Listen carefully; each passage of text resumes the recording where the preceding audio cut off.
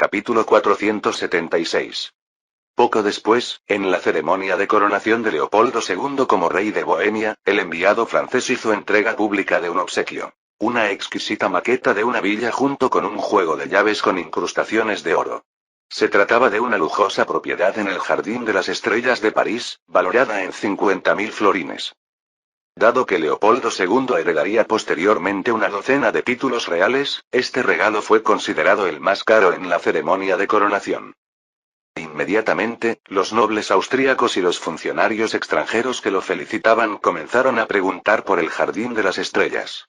El séquito del enviado francés actuó con entusiasmo como vendedor. Pronto, cuando una villa en el Jardín de las Estrellas fue adornada con el emblema de la familia Habsburgo y numerosos alemanes ricos preguntaron por las propiedades allí existentes, los franceses adinerados ya no pudieron quedarse de brazos cruzados. Luego se encontraron con el asunto inédito de los sorteos de propiedades, lo que avivó aún más sus deseos de compra, llegando a ofertarse un terreno por hasta 5.000 francos. Más de 15 días después, todas las propiedades en Star Garden estaban reservadas y algunos ya comenzaron a preguntar sobre el proyecto de la segunda fase. Por otra parte, Joseph ya había puesto en marcha un plan de desarrollo para el terreno baldío entre París y el Palacio de Versalles, que incluía la construcción de numerosas viviendas asequibles para compensar el impacto del Jardín de las Estrellas en los precios inmobiliarios de París, garantizando así las necesidades de vivienda de los parisinos comunes. En el interior de una casa civil del barrio del Louvre de París, un vendedor de la Compañía Real de Seguros de Francia, Antony, explicaba con fervor a una pareja que tenía enfrente. Tanto si se trata de un ataque de delincuentes como de un atropello por parte de un carruaje, siempre que haya heridos, se puede recibir una indemnización sustancial del seguro de accidentes personales. Veamos. Hojeó los documentos que tenía en la mano. Una lesión común le daría derecho a una indemnización de 800 francos. En caso de muerte desafortunada, la indemnización sería de 1.500 francos. Y todas estas protecciones solo requieren una prima anual de 10 francos. La prima para mujeres y niños es de tan solo 7 francos. La pareja Evans intercambió miradas, ambos algo tentados. Habían decidido contratar un seguro de estudios, ya que este año habían tenido un hijo y estaban considerando su futura educación. Este seguro de estudios exigía un pago anual de 80 francos y, tras 6 años de pago, la compañía de seguros cubriría todos los gastos de matrícula de su hijo, tanto de la escuela regular como de la universidad, además de una asignación mensual adicional de 6 francos para alimentación. Lo que más les satisfizo fue que si su hijo decidía no asistir a la universidad más adelante, todo el dinero le sería devuelto cuando cumpliera 18 años. Después de eso, el vendedor de seguros les presentó el seguro de propiedad, el seguro médico, el seguro de pensión, etc., todos ellos los tipos más recientes que ofrecía la Compañía Real de Seguros de Francia. Por supuesto, todo esto fue planeado por José. Estos seguros, que serían comunes en el futuro, eran novedosos y atractivos en comparación con los seguros actuales limitados al seguro marítimo y al seguro contra incendios. Sin embargo, las probabilidades de que ocurrieran accidentes en el siglo XVIII eran mucho mayores que en el siglo XXI, por lo que la Royal Insurance Company se centró temporalmente en sus ventas solo en nobles y comerciantes ricos. Personas que estaban dispuestas a gastar dinero en seguros y eran menos propensas a sufrir accidentes. Al final, el matrimonio Evans contrató un seguro educativo y también compró un seguro de accidentes personales para el señor Evans. El vendedor Antony inmediatamente tomó el depósito, emitió un recibo, anotó una cita para el procesamiento y luego se apresuró a ir al siguiente cliente. Recientemente, las ventas de seguros estaban en auge. Llegó a vender más de una docena de pólizas al día y ganar una considerable comisión. Y como él, ya había miles de vendedores en toda Francia que promocionaban activamente los últimos productos de seguros de la compañía. Los ingresos diarios de la Real Compañía de Seguros se acercaban a unos asombrosos 400.000 francos y su capacidad de absorción de capital rivalizaba con la de los bancos. Mientras tanto, en lugares como los Países Bajos, Austria y Cerdeña, la Compañía Real de Seguros de Francia también abrió sucursales. Más allá de los planes de seguros comunes mencionados, los vendedores se esforzaban por promocionar un producto financiero denominado seguro de inversión.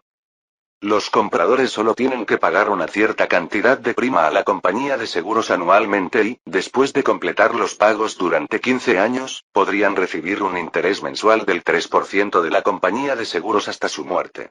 Además, al cumplir los 50 años o al morir, las primas serían reembolsadas íntegramente. La gente del siglo XXI era consciente de que este tipo de seguros eran en realidad una trampa, pero es innegable que, sin cálculos meticulosos, el seguro de inversión parecía altamente rentable a primera vista.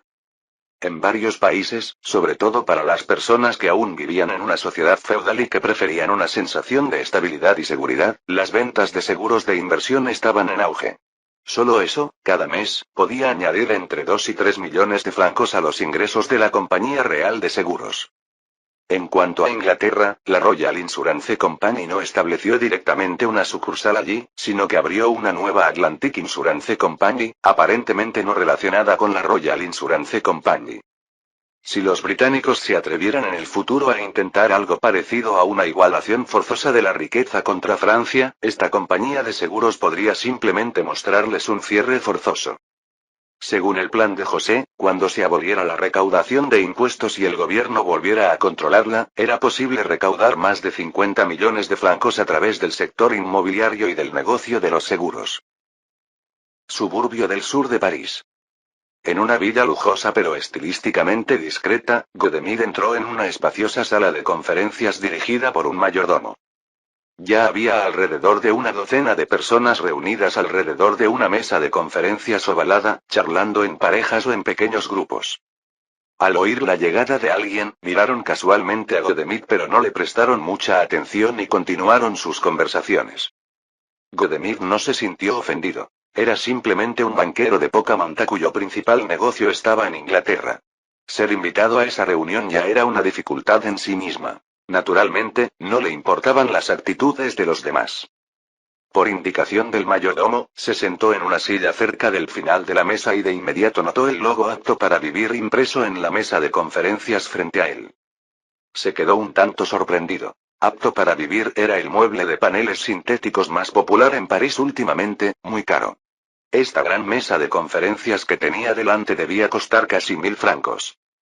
Sí, en la actualidad, debido a la baja producción de cola de caseína, los muebles de paneles sintéticos eran mucho más caros que los de madera auténtica.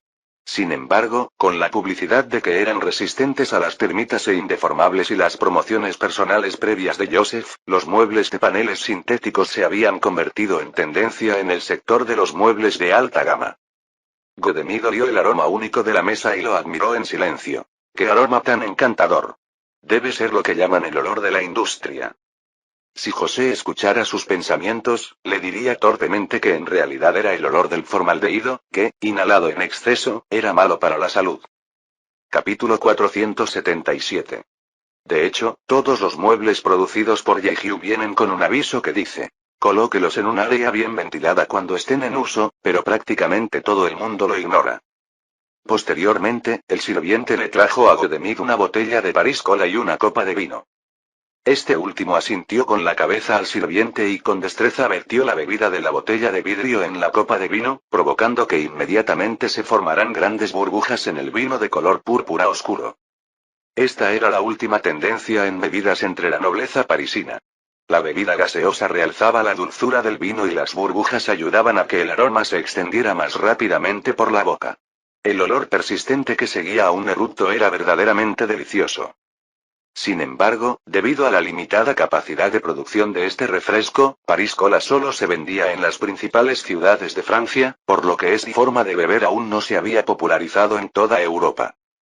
Como Godemir sabía, el precio de la París Cola había subido hasta 5 chelines en Inglaterra, lo que equivalía a más de 6 francos por botella. Mientras disfrutaba del vino efervescente, la puerta de la sala de conferencias se abrió de nuevo y entró un hombre de mediana edad, de estatura media, con un abrigo corto de seda negra y mirada serena. Junto a él había un hombre con barbilla puntiaguda y nariz ganchuda. La gente en la sala se puso inmediatamente de pie para saludar a los dos hombres. Vizconde Ford, se ve muy bien. Todos le estábamos esperando, Vizconde Ford. ¿No es ese el señor Ope? Hace tiempo que no nos vemos. Godemir también se apresuró a inclinarse en señal de saludo. Aunque había oído hablar de estos dos hombres, esta era la primera vez que los veía en persona.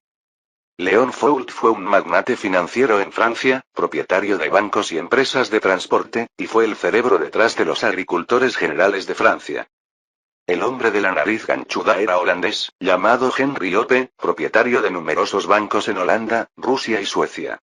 Se rumoreaba que su fortuna superaba a la de Ford, pero como extranjero, su influencia en la Asociación de Recolectores de Impuestos no era tan profunda como la de este último. Ford tomó la iniciativa en la mesa de conferencias, invitando primero cortésmente a Ope a sentarse a su lado y luego dirigiéndose directamente a los asistentes. Como todos ustedes habrán oído, el gobierno planea reclamar los derechos de recaudación de impuestos. He invitado a todos los presentes hoy a debatir cómo deberíamos responder. Sí, las menos de 20 personas que se encontraban en esta sala eran los poderosos financieros que controlaban los impuestos de Francia. Algunos de ellos ni siquiera aparecían públicamente en la Asociación de Recaudadores de Impuestos, pero los recaudadores de impuestos públicos se mantenían con sus fondos. Al igual que Ope, un actor importante que controlaba los impuestos de varias provincias francesas y se beneficiaba enormemente de ello. Inmediatamente, un hombre de rostro rechoncho hizo un gesto con la mano con desdén. No hay necesidad de preocuparse. Sin el dinero de nuestros impuestos, el gobierno francés se declararía en quiebra inmediatamente. Un hombre mayor que estaba a su lado asintió y añadió. Incluso sin problemas financieros, los funcionarios fiscales del gobierno pronto llevarán a su majestad el rey a la desesperación. Durante la era del rey Sol, debido a su excelente capacidad para malversar fondos, el rey nos entregó la recaudación de impuestos. ¿Qué puede hacer Luis XVI ahora? Sus palabras provocaron una ola de aprobación, pero Ope tosió levemente y dijo con seriedad. Este asunto concierne a nuestros asuntos. Dado que la reina lo está considerando, debe haber hecho preparativos. Necesitamos responder de manera preventiva. Ford respondió inmediatamente. En primer lugar, debemos formar una alianza financiera. Nadie debería prestar dinero de los impuestos al gobierno en forma de préstamo. Todos asintieron en señal de acuerdo, sintiendo que esta estrategia por sí sola era suficiente para hacer que el gobierno desistiera de la reforma fiscal. Ope añadió luego. También podemos ejercer presión sobre la familia real a través de los burócratas. Ford asintió con la cabeza. Muchos miembros de la clase burocrática han invertido en la recaudación de impuestos. Al ofrecerles más beneficios, sin duda llenaremos la nación de voces de oposición. El hombre corpulento se burló sombríamente. Si el gobierno quiere recaudar impuestos por sí mismo, definitivamente designará un gran número de funcionarios fiscales. Si es necesario, podemos amenazarlos o incluso matar a algunos para disuadir a los demás. A Ope no le gustó mucho ese enfoque brusco y miró su copa de vino. Si realmente llega a ese punto, deberíamos perseguir a los altos funcionarios, no a los funcionarios fiscales. Los presentes inmediatamente comenzaron a complementar el plan con diversos detalles, pareciendo muy confiados. 2 horas después, Ford miró el plano copiado por el empleado y asintió levemente. Allí estaban sentadas las personas más inteligentes de Europa, que resistían las tormentas de cada país. ¿Cómo podrían la reina María o ministros como Brian superarlos? Los ingresos fiscales de Francia siempre les pertenecerían. Una vez concluida la reunión, los magnates financieros subieron las escaleras para asistir al banquete. Godemid observó la figura de Ford que se alejaba, dudó si expresar su propia idea, pero luego pensó que el plan actual ya era bueno, por lo que apuró su copa de vino y subió rápidamente las escaleras. Palacio de Versalles. En el salón de té del Palacio Petit Trianon, la reina María frunció el ceño mientras le entregaba a Joseph una gruesa pila de documentos, con expresión inquieta. Querido, solo el rumor de la reforma fiscal que planeaste me ha traído tantas objeciones. Joseph también frunció el ceño mientras hojeaba los documentos, todos eran objeciones oficiales a la cancelación del sistema de recaudadores de impuestos. La mayoría eran funcionarios locales, pero la lista también incluía a 3 gobernadores y al asistente del ministro de Justicia. Incluso el hermano del rey, el duque de Provenza, se opuso claramente. José hizo un recuento aproximado. Había más de 40 objeciones. No le sorprendió, teniendo en cuenta que muchos funcionarios habían invertido en recaudadores de impuestos. En lo que respecta a sus intereses, naturalmente se opondrían vehementemente. La reina María continuó. He oído que hay aún más objeciones en camino al Palacio de Versalles. Quizás ahora no sea realmente un buen momento para proceder con la reforma fiscal. Al principio, cuando su hijo habló de reformar el sistema fiscal, ella no dudó y aceptó, sobre todo porque ministros como Brian y Mirabeau también la apoyaron. Pero ahora, con tantos funcionarios expresando su oposición, no pudo evitar dudar de si su hijo realmente había cometido un error. Joseph respiró profundamente y le dio a su madre una sonrisa confiada. Querida madre, dame unos meses más y me aseguraré de que veas resultados satisfactorios. Está bien, entonces inténtalo de nuevo, asintió la reina. Ahora realmente confiaba en su hijo y enganchó su brazo con el de Joseph. Ven a cenar conmigo esta noche. Oh, parece que Alexandra también estará allí. Ah, ¿de acuerdo? Joseph asintió distraídamente, con su mente llena de pensamientos sobre cómo manejar a tantos funcionarios opuestos a cancelar los impuestos a los recaudadores de impuestos. ¿Debería primero intentar reducir la pérdida de beneficios? José caminó por el pasillo, mientras los nobles se hacían a un lado para hacer una reverencia ante él y la reina. De repente entrecerró los ojos. Sí, ahora que tenía en sus manos las palancas del poder administrativo, judicial y financiero, ¿por qué debería tener en cuenta los intereses de esa gente inferior? Capítulo 478. A la mañana siguiente, Mara se arregló la ropa y, ante un gesto de Eman, abrió la puerta. Entró, hizo una reverencia al príncipe heredero, que estaba sentado en el escritorio, y dijo concisamente: Alteza, he llegado. Joseph sonrió mientras se ponía de pie. Me alegro de verlo, señor Mara. ¿Me llamaste para darme alguna instrucción? Joseph, que estaba acostumbrado a su actitud hacia la familia real, le hizo un gesto para que se sentara en el sofá y asintió. De hecho, hay un asunto que requiere su atención. Se sentó frente a Mara y le entregó una lista. Estos funcionarios pueden estar involucrados en corrupción, por favor investíguenlos. La lista incluía precisamente los más de 40 funcionarios que previamente habían expresado su oposición a la abolición del sistema de recaudadores de impuestos. La clase burocrática debería haber sido la herramienta de la familia real para administrar el país, pero algunos se atrevieron a contradecirla abiertamente. Joseph había decidido que era el momento de dar un golpe duro y poner a esos tipos en su lugar. Y para lidiar con los burócratas, la Oficina de Investigación Justa era sin duda la mejor herramienta. La mirada de Mara recorrió la lista, luego miró a Joseph y dijo: Su Alteza, ¿hay evidencia de su corrupción? No en este momento. Entonces, ¿alguien los ha denunciado? Di. Mara dejó la lista y, frunciendo el ceño severamente, dijo: Su Alteza, entonces debo rechazar su solicitud. El Departamento de Investigación de Justicia está destinado a supervisar la integridad de los funcionarios y proteger los derechos de las personas, no es una herramienta para que usted logre sus objetivos políticos. Joseph se quedó sin palabras de inmediato. Mara y sus semejantes eran, en efecto, personas dedicadas y valientes ante el poder y muy competentes, pero también demasiado rígidas, que ni siquiera le daban la cara. Sin embargo, esta característica era realmente necesaria para un departamento anticorrupción. Estaba seguro de que los funcionarios que figuraban en la lista, que se habían manifestado al mismo tiempo en contra de la abolición de los recaudadores de impuestos, habrían resultado extraños si no hubieran aceptado sobornos.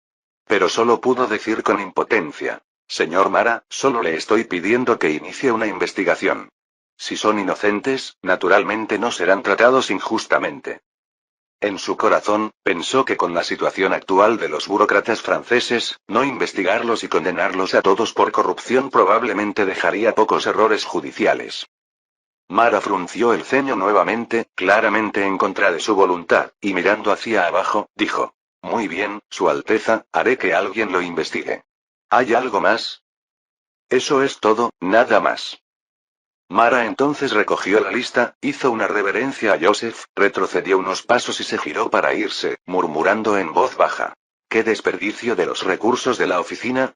Poco después de que Mara se fuera, Brian entró apresuradamente y le entregó un fajo de cartas a Joseph, diciendo ansiosamente: Su Alteza, estas son advertencias que acabamos de entregar ayer. Son de funcionarios de todas partes que se oponen a la reforma fiscal. Joseph miró las cartas que tenía en la mano. Había al menos 20 o más. Al instante frunció el ceño. Brian era muy consciente de la determinación del príncipe heredero de abolir a los recaudadores de impuestos, y por eso habló con una expresión grave. Su Alteza, debería haber aún más advertencias en su camino al Palacio de Versalles. Con tanta oposición generalizada en la actualidad, tal vez no sea prudente avanzar demasiado rápido con la reforma fiscal. Joseph sabía que tenía razón. Casi todas las regiones tenían funcionarios que se oponían a la reforma fiscal. Si seguía adelante a pesar de tanta oposición, sin duda provocaría una reacción negativa de toda la burocracia. Respiró profundamente, sorprendido por el poder del grupo de recaudadores de impuestos, que podía movilizar a tantos funcionarios para actuar en su interés. Pero cuanto más ocurría esto, más necesario era erradicar por completo esta influencia. Lo urgente ahora era frenar el impulso de los burócratas contra la reforma fiscal. De lo contrario, cuantos más funcionarios se sumaran a la oposición, más difícil se tornaría la tarea. El plan había sido que el departamento de Mara se ocupara del primer grupo de funcionarios que se manifestaran en contra de la abolición, con la esperanza de que otros vieran que la marea estaba cambiando y ya no se atrevieran a aceptar el dinero de los recaudadores de impuestos para hablar por ellos. Pero habría que esperar un tiempo. Una vez que las advertencias llegaran al Palacio de Versalles, significaría que los funcionarios ya no podían dar marcha atrás y tendrían que oponerse con firmeza hasta el final. Por supuesto, siempre podría despedir a un gran número de funcionarios como último recurso, abolir por la fuerza el sistema de recaudadores de impuestos, pero eso también provocaría una importante turbulencia política. En ese punto, podría dar lugar a una situación de la familia real contra toda la clase burocrática. La mirada de José recorrió las cartas y de repente un pensamiento lo asaltó. La participación de los funcionarios en la oposición a la reforma fiscal estuvo marcada por estas advertencias. En otras palabras, sin estas advertencias, seguían siendo neutrales. En cuanto detectaban una tendencia desfavorable, podían volver inmediatamente a apoyar a la familia real. Inmediatamente le habló a Eman. Por favor, haz que el director general de correos, el vizconde Arroys, y el señor Fouché vengan a verme. Ah, y también al jefe del departamento de la Sala Negra de la Oficina de Inteligencia. La Sala Negra era el departamento dentro del sistema de inteligencia encargado de monitorear el correo. Eman hizo una reverencia y respondió. Ese sería el señor Jean Randere, Su Alteza. Sí, así es, por favor tráelo también. Sí, Su Alteza. 2 horas más tarde, el director general de correos y 2 funcionarios de la oficina de inteligencia se apresuraron a llegar al Palacio de Versalles. Una vez que los 3 presentaron sus respetos, Joseph inmediatamente instruyó al director general de correos, vizconde Arroys, necesito que provoques algunos accidentes en el sistema postal inmediatamente, del tipo que puede colapsar parcialmente el sistema. No tienes por qué preocuparte por ser castigado por esto. Después del evento, te transferiré a otro ministerio, a un puesto más alto que el que ocupas actualmente. Arroys había sido promovido personalmente por él desde abajo y era absolutamente confiable en términos de lealtad. Arroys abrió los ojos sorprendido, pero aún así respondió. Sí, Su Alteza. Sin embargo, antes de que pudiera preguntar en detalle, vio que el príncipe heredero le decía a Fouché. Haz que la Sala Negra inspeccione todas las cartas oficiales enviadas recientemente al Palacio de Versalles. Si contienen advertencias sobre la reforma fiscal, haz que la oficina postal las retenga o las envíe de vuelta a su lugar de origen. Fouché y Jean Randere intercambiaron una mirada y rápidamente se inclinaron. Sí, Su Alteza. Esa misma noche, en el edificio de operaciones de correos de París se produjo un incendio, ni demasiado grande ni demasiado pequeño. El incendio fue controlado rápidamente, quemando solo 2 oficinas y un almacén en 3 plantas, sin causar víctimas, pero algunas de las cartas se convirtieron en cenizas en el fuego. Cuando la noticia llegó a la prensa, 2 figuras clave de la oficina postal comenzaron a culparse públicamente mutuamente, fingiendo ambos negarse a asumir la responsabilidad y finalmente llevando su disputa hasta el primer ministro Brian. Posteriormente, el director general de Correos Arroys tomó una licencia debido a una grave enfermedad y los funcionarios del sistema postal se dividieron en 2 facciones, cada una apoyando a su propio superior. Durante un tiempo, el sistema postal estuvo en completo desorden, sin nadie que gestionara el servicio de correo diario y muchas cartas quedaban atrasadas o eran enviadas de regreso a su lugar de origen. Sin embargo, cualquiera que observara atentamente el sistema postal se daría cuenta de que el correo ordinario se entregaba en su mayor parte con normalidad, mientras que la correspondencia oficial era la más afectada. Capítulo 479. Suburbios occidentales de París. En una oficina de la sede de la Oficina de Investigación Oficial, Joseph miró a de Moulin frente a él y repasó el informe de trabajo que acababa de traer, preguntando casualmente: ¿No está aquí el señor Mara? Sí, Alteza, respondió de Moulin desde la oficina. Fue a Poitou anteayer. Joseph recordó que el conde de Norfolk, gobernador de Poitou, era uno de los 3 gobernadores que se oponían a la abolición de los recaudadores de impuestos, y asintió levemente. ¿Está investigando el caso del conde de Norfolk? No, no, de Moulin negó con la cabeza, es el Departamento de Construcción Hidráulica, corrupción en los costos de reparación y mantenimiento. Joseph frunció el ceño, luego miró el informe de trabajo que tenía en sus manos y preguntó: ¿El señor Mara ha organizado recientemente una gran cantidad de nuevas tareas de investigación? Sí, Su Alteza. De Moulin le ayudó a pasar las últimas páginas. De hecho, había bastantes planes de investigación. Pero, mientras Joseph los examinaba, frunció aún más el ceño. La mayoría de estas tareas de investigación estaban asignadas a un solo investigador y todas tenían plazos de 5 a 8 días. ¿Qué se podría descubrir con tan poca gente y tan poco tiempo? Obviamente, Mara simplemente estaba siguiendo el movimiento. Joseph estaba un poco molesto. Si no fuera porque la oficina de inteligencia era mucho menos eficiente que la oficina de investigación oficial y los funcionarios investigadores podían provocar quejas del personal del gobierno, hubiera preferido dejar el asunto en manos de Fouché. Estaba a punto de reprender a de Moulin, pero de repente recordó que hacerlo podría beneficiar inadvertidamente a los jacobinos, por lo que suspiró y se levantó para irse. Parece que el señor Mara necesita un poco de presión, dijo Joseph mientras subía a su carruaje y luego consideró la posibilidad de decirle a Eman: vaya a la oficina de inteligencia. Sí, Su Alteza. Centro Sur de Francia, Bourges. Cecilian, investigador de segunda clase de la Oficina de Investigación Oficial, hojeó sin ganas los registros financieros municipales, incapaz de reprimir un bostezo. Tal como lo había dicho el señor Mara, no parecía haber ningún problema con el comisario municipal barón Basean y el director financiero señor Comu. Esta investigación no era más que una triste manipulación política. Las cuentas estaban muy limpias. En los últimos días, Cecilian también había revisado las cuentas bancarias de ambos y había visitado a algunos funcionarios que las conocían, sin encontrar nada extraño. Basta cerró el libro de contabilidad y se puso de pie. En 2 días más podré volver a París. Este viaje me ha parecido casi unas vacaciones. Cuando salía del ayuntamiento y se disponía a pedir su carruaje, un hombre corpulento y con el ala del sombrero baja apareció de repente desde una esquina a su izquierda y chocó contra él. Oye, seguro que caminas con elegancia. Ceciliano protestó en voz alta ante el hombre, quien pareció no escuchar y desapareció entre la multitud con la cabeza gacha. Cuando Cecilian regresó a su hotel y metió la mano en el bolsillo para sacar la llave, sintió un trozo de papel. Estaba seguro de que no había metido nada parecido en el bolsillo y rápidamente lo sacó para leerlo.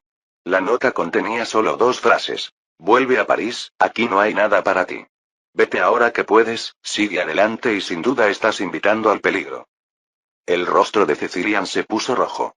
Era un investigador seleccionado personalmente por Mara, un verdadero jacobino en carácter y principios, y gruñó entre dientes. Cobarde vergonzoso, ¿crees que esto puede asustarme? Por el bien del pueblo, debo exponer tus actos vergonzosos. Rompió la nota en pedazos, entró en su habitación y escribió una carta al buró, cuyo contenido principal era su sensación de que había graves problemas en Bourges y solicitaba una extensión del tiempo de investigación para su aprobación. Luego salió de nuevo y, pensando en las técnicas que le había enseñado el señor Mara, se dirigió directamente a la casa del periodista más prestigioso de Bourges. El hombre que lo chocó afuera del ayuntamiento lo vio salir y no pudo evitar sonreír, escribiendo una carta esa noche a sus superiores en la oficina de inteligencia informando que el plan UNITE estaba progresando sin problemas. Mientras tanto, al mismo tiempo, los investigadores en toda Francia encargados de investigar a esos otros 40 funcionarios se encontraron con distintos escenarios. Algunos fueron amenazados con cuchillos por delincuentes para que detuvieran sus investigaciones. A otros les robaron todo el material de investigación que habían reunido. Algunos incluso presenciaron cómo quemaban los documentos a los que querían acceder. Rápidamente, estos investigadores, tan testarudos como Mara, se indignaron. Hasta entonces habían pensado que estos funcionarios eran inocentes, simples víctimas de conflictos políticos, pero parecía que ninguno estaba limpio. Su propio bando ni siquiera había empezado a investigar a fondo cuando los demás se pusieron nerviosos. ¿Cómo podrían justificarse ante el pueblo francés si no investigaran y revelaran todo? Por supuesto, todos estos incidentes amenazantes fueron organizados especialmente por agentes en nombre del príncipe heredero, siguiendo las instrucciones de Fouché. Investigar la corrupción no era su fuerte, pero tenían experiencia en orquestar este tipo de incidentes. Mientras tanto, Mara, que se encontraba en Poitou realizando trabajos de investigación, recibió en pocos días una gran cantidad de solicitudes de investigación. Cuando se enteró de los problemas que enfrentaban sus subordinados, se puso furioso. Inmediatamente escribió a Demulan instruyéndole a suspender algunas de las tareas menos urgentes si fuera necesario y a asignar más personal para ayudar a los investigadores amenazados, decidido a expulsar completamente a los funcionarios involucrados. Toda la oficina oficial de investigación entró entonces en un estado de frenesí. Medio mes después. Palacio de Versalles. Mara se paró frente al príncipe heredero, su expresión estaba llena de culpa y dijo con remordimiento: Su Alteza, me equivoqué al dudar de usted antes, por favor acepte mis más sinceras disculpas. Tal como usted predijo, esos funcionarios de hecho tuvieron problemas. Nunca te he reprochado nada. Los hechos han demostrado que tu trabajo es siempre excelente, dijo Joseph con una sonrisa mientras abría el informe enviado por Mara. En menos de 20 días, este luchador parecido a una piraña había extraído pruebas concretas de los crímenes de 16 funcionarios. Principalmente corrupción, pero también abuso de poder, colusión entre gobierno y empresas, contrabando e incluso un caso de asesinato. Joseph sintió por un momento que tal vez debería dejar que Mara manejara la oficina de inteligencia, dado que tal eficiencia en descubrir pistas definitivamente avergonzaría a los subordinados de Fouché. Sin embargo, descartó de inmediato esa idea. La agencia de inteligencia tenía que hacer mucho trabajo sucio y, con el carácter de Mara, no era realista esperar que cumpliera órdenes. Solo alguien como Fouché, con su carácter, ejecutaría una orden sin vacilar.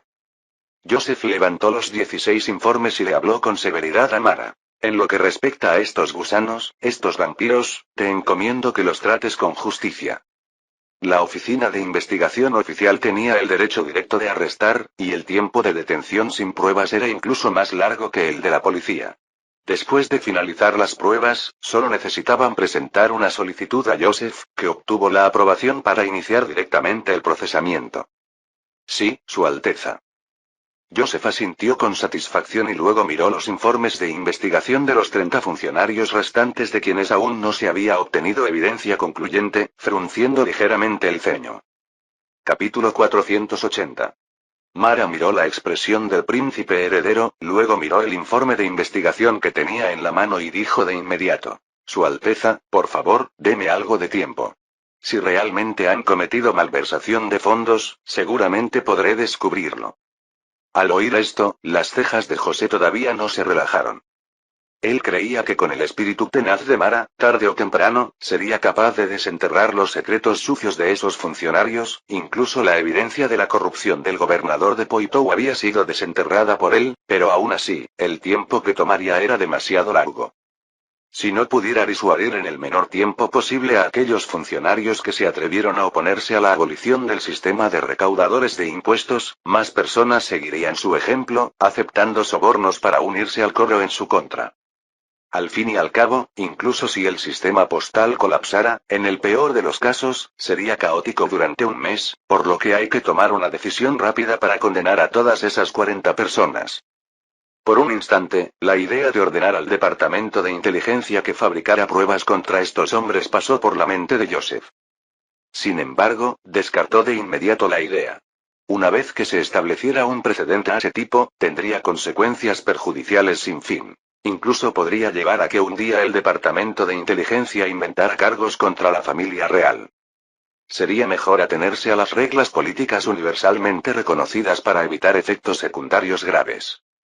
Joseph hojeó inconscientemente el informe de la investigación y de repente se dio cuenta de que decía que cierto funcionario de una provincia del sur tenía activos totales de 50.000 francos, pero su puesto era simplemente un asistente judicial del ayuntamiento, con un salario que no debía exceder los 60 francos por mes, y su familia no poseía ningún feudo ennoblecido y claramente no tenía ingresos comerciales.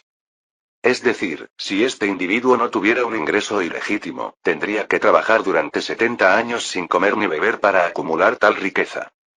Y, sin embargo, había sido nombrado hacía apenas 9 años y la provincia de Montauban en la que servía era extremadamente pobre. José pasó a la página siguiente. Se trataba del comisario municipal de Poitiers, con un patrimonio que superaba los 120.000 francos. Su familia poseía una finca, pero ésta solo podía producir unos 2.500 francos al año. Su padre había comprado la finca hacía 17 años, lo que no justificaba su enorme riqueza. La situación de la siguiente docena de personas era muy similar. Todas tenían activos considerables pero no tenían industrias que les permitieran ganar tanto dinero. Joseph entrecerró los ojos. El informe solo incluía la información que los investigadores pudieron reunir en poco tiempo, lo que significaba que los activos reales de los funcionarios probablemente eran incluso mayores que esas cifras. Inmediatamente le vino a la mente un término: delito contra la propiedad de gran magnitud e inexplicable.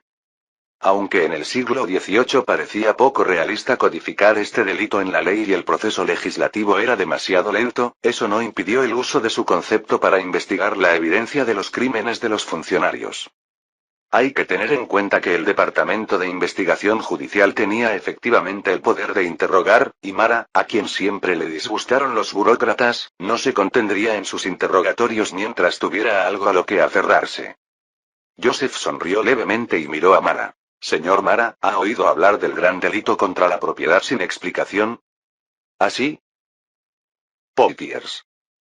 En una oficina de la Oficina de Investigación Oficial, el barón Cassiton, el comisionado municipal, miró enojado a los dos investigadores vestidos de negro frente a él y apretó los puños con fuerza. Se atreven a citarme sin ninguna evidencia. Seguramente los acusaré ante Su Majestad la Reina. Por favor, no te pongas nervioso, dijo de Moulan con calma, mirándolo. Solo estamos charlando contigo. En cuanto a la acusación, es tu derecho. La oficina de investigación había estado muy ocupada últimamente. Como segundo al mando, también tuvo que encargarse personalmente de las tareas de interrogatorio. Sintiendo que su forma de hablar era demasiado ineficiente, lanzó una mirada a su asistente y luego se hizo a un lado. El asistente sacó inmediatamente un documento y le dijo con seriedad al barón Cassiton: sus activos superan los 120.000 francos, ¿correcto?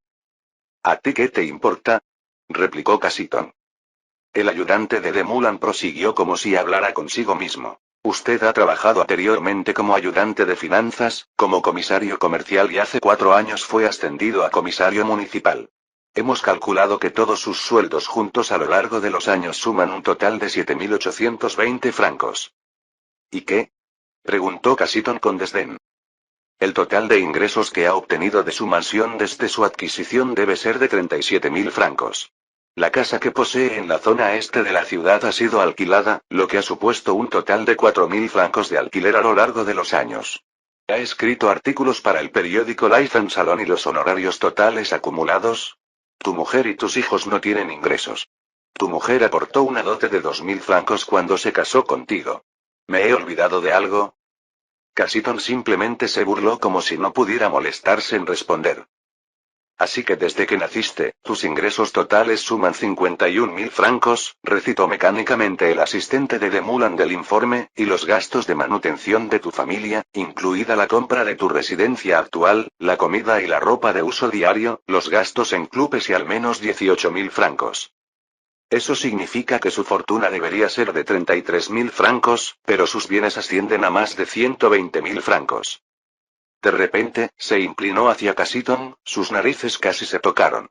Entonces, ¿podría explicarme de dónde salieron esos 87.000 francos extra? ¿La cantidad extra? Cassiton se puso algo nervioso. Es una herencia que dejó mi padre.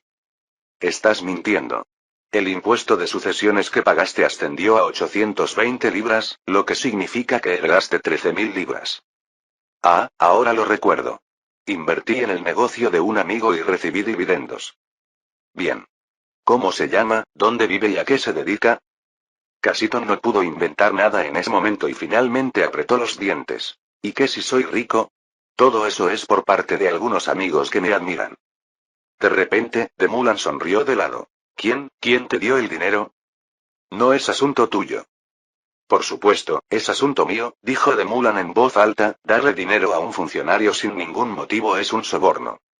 Casiton fue interrogado durante 2 días y 2 noches, y después Demulan solicitó al Tribunal Superior que extendiera el interrogatorio por otros 2 días.